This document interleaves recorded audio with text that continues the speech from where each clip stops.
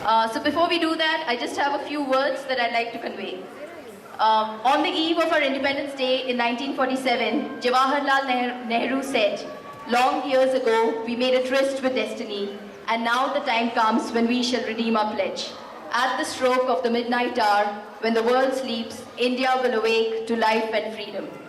On that day, we not only gained freedom, but we showed the world the power of non-violent protests as Gandhiji led the diverse people of India in a united struggle for freedom.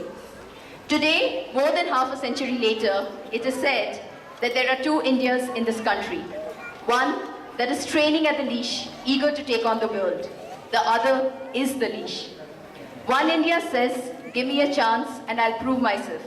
The other says, "Prove yourself, then you have a chance." One India lives in the optimism of our hearts. The other India lurks in the skepticism of our minds. One India wants, the other India hopes. One India leads, the other India follows. But today these conversions are more on the rise from one India to other. And slowly, while the world is not looking, a dynamic, pulsating young India is emerging.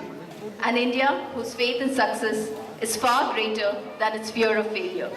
An India that does not boycott foreign makers, but rather buys out the companies that make them instead. History, they say, is a bad motorist. It rarely ever signals when it's taking a turn. This is that rare moment.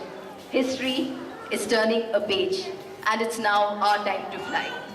So let us celebrate this happy occasion in Spandana with lots and lots of entertaining and endearing performances from our tiny tots to our teens. So let the show begin. Jai Hind.